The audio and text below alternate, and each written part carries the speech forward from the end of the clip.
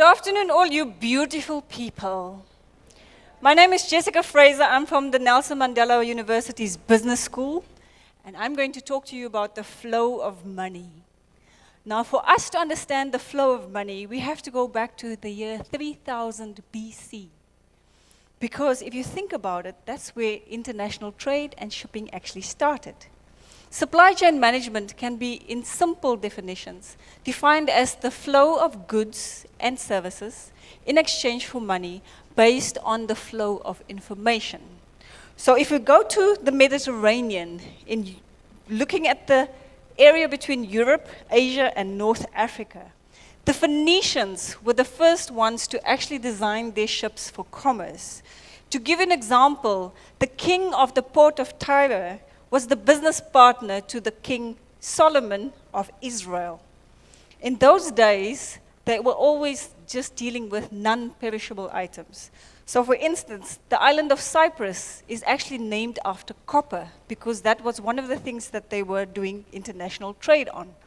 But as you can remember, people had this notion that if they sail a certain direction, they're going to fall off the tip of the earth.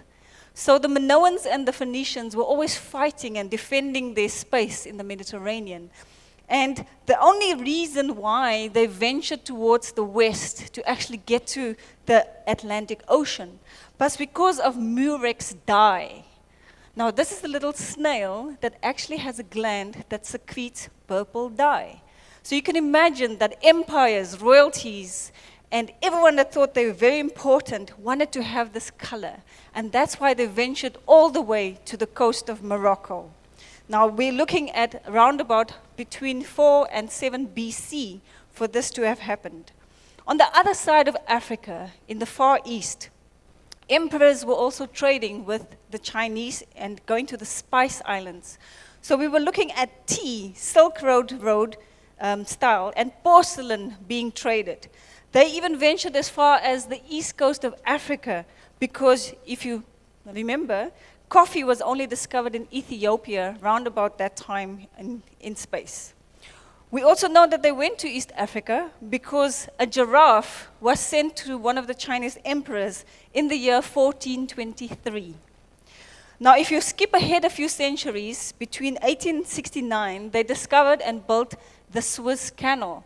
Now, if your ship was too big to actually fit through the Suez Canal, it means you had to go all the way around Cape Agulhas, which explains why we have all those shipwrecks at Cape Agulhas.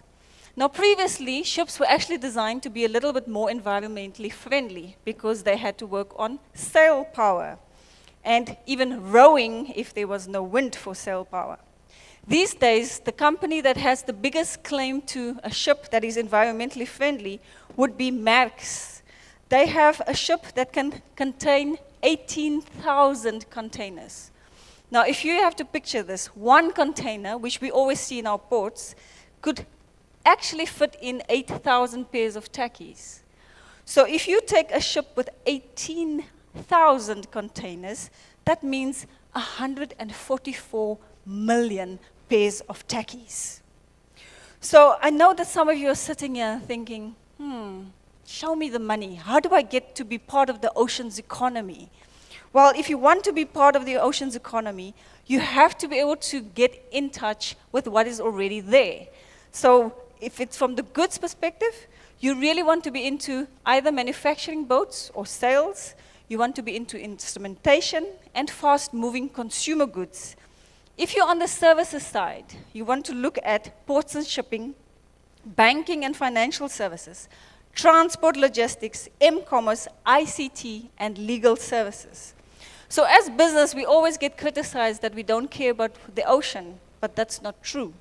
We firmly believe in corporate governance and the triple P, which means we want to also save the planet, which includes the ocean. We want to look at people from a corporate social responsibility perspective. But we will not apologize for the fact that we still have to be profitable, which is environmentally, people-friendly, and financially sustainable. So if you're a student listening to this, you have to first and foremost pass the exams, graduate, And then be prepared for hard work, because supply chain never sleeps. We operate 24 hours a day, 7 days a week. So if you're looking at getting involved with the blue economy, you have to put together ocean sciences with management sciences. And together, we will go and change the world. Thank you.